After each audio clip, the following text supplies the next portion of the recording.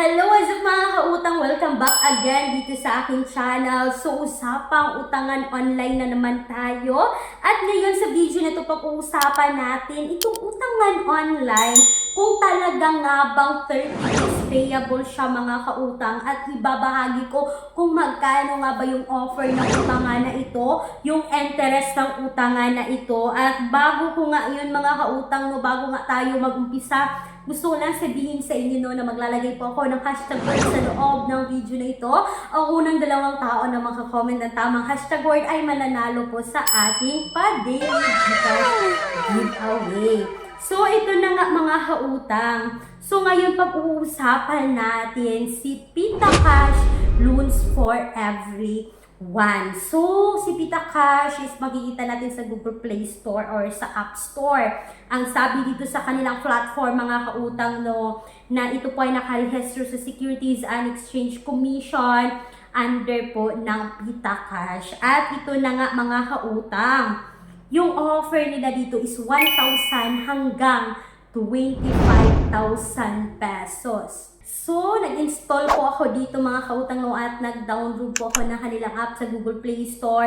So, tama naman mga kautang pagkabungad ng app na ito, makikita mo talaga na 1,000 hanggang 25,000. Pero, alam nyo mga kautang na talaga magsisimula tayo sa small amount. So, hindi talaga tayo mag-expect na mag-assume na talagang makukuha talaga natin yung 25,000 sa unang hiram. So, wag ganun mga kautang So, eto na nga, nag-install ako dito mga kautang. So, kailangan natin i-fill in lahat yung kanilang ID information, personal information, yung reference information, at yung work information nila. So, ito na mga kautang yung mga valid ID na pasok dito kay Pita Cash, UMID, PIN, SSS, PRC, passport, driver's license, postal ID, PhilHealth ID, national ID. So, yun yung mga valid ID na pasok dito. At sabi ko nga kanina mga kautang, kailangan natin ilagay yung address natin dito. Pagkatapos yung reference number, nanghihingi po siya ng 2 contact person lamang. At pagkatapos dyan mga kautang is yung work information mo naman. So, kailangan yung fill in lahat dyan.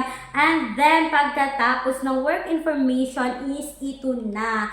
Application successfully received. So, mag-i-evaluate muna si Pita Cash kung kayo ba ay approve or decline dito.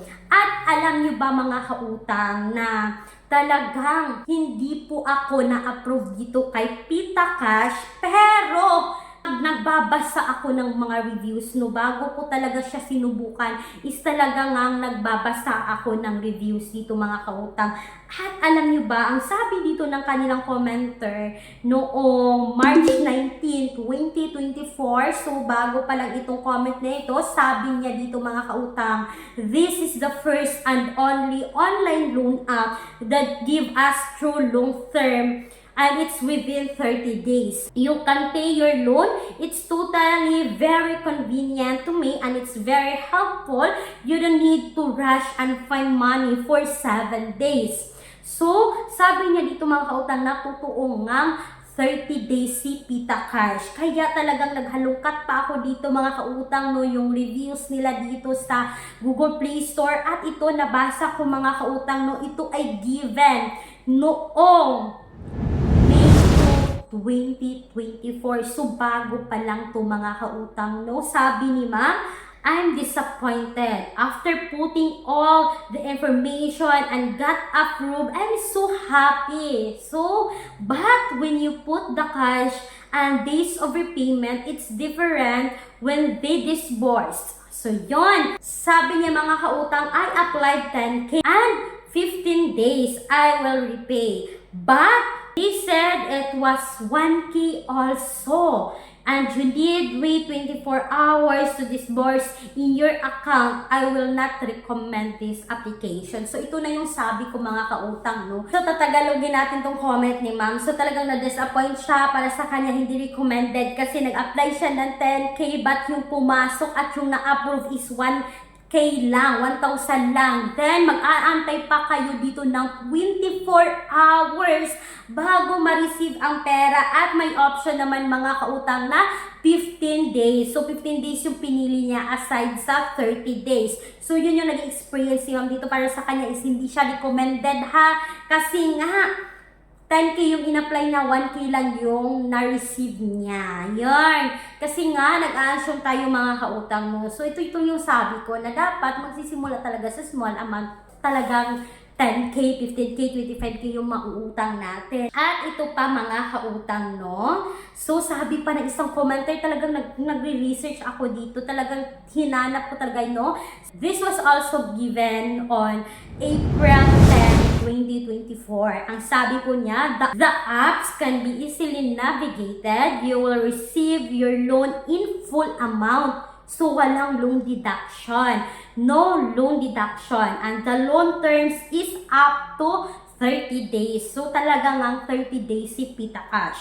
The only problem is too high charge and reach to 54%. So, akalain yung mga kautang, 30 days nga itong utang nga na ito, pero 54% naman yung interest. So, including the annoying and irritating agent or collector who will keep on reminding by calling and texting non-stop 10 days before your due date. Nako!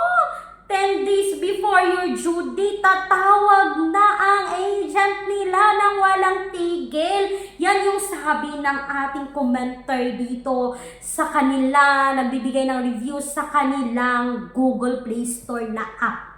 So yun mga kautang, yun yung nag-experience nila. So kung ipalagay natin mga kautang ha, kasi may nakita din akong ibang reviews. So sa 5,000 na utang mo dito, kapag 54% yung interest is 2,700 yung tubo in 30 days. Nako mga kautang, maganda sana si Pita Cash para sa akin. Buti na lang na hindi ako na-approve dito. So yan din, hindi siya recommended. Kaya nga tayo nangungutang, di ba? Kasi wala tayong pera, talagang nagigipit tayo. So kung kapag ganito kalaki yung interest, is talagang magigipit tayo mga kautang mo. Para sa akin, hindi recommended yung Pita Cash. Okay sana kasi 30 days, pero dun tayo hindi masyadong okay talaga yung kanilang interest. Dapat talagang babaan yung mga interest ng mga utangan para sa atin na nangungutang na talagang mababayaran din natin, di ba? So, yun lang po mga kautang sa video na ito. Huwag nyo kalimutan na maglalagay ako ng mga alternatives online loan app sa description box or sa pen comment section ng video na ito. At talagang mga kautang, nasa sa inyong mga kamay pa rin ang decision sa pag-utang. Pero para sa akin, hindi recommended ang utangan na ito.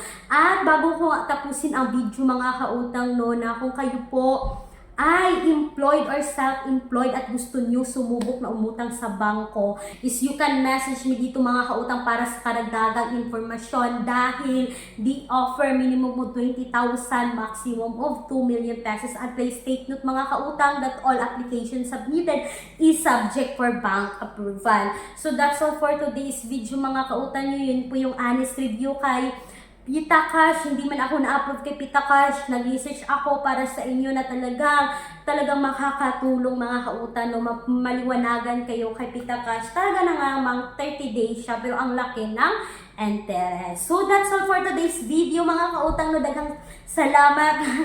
Maraming salamat sa inyong panunood. Once again, this is Clarice, ang inyong number 1 palautang, dahil utang is life. Bye bye mga kautang. Thank you for watching.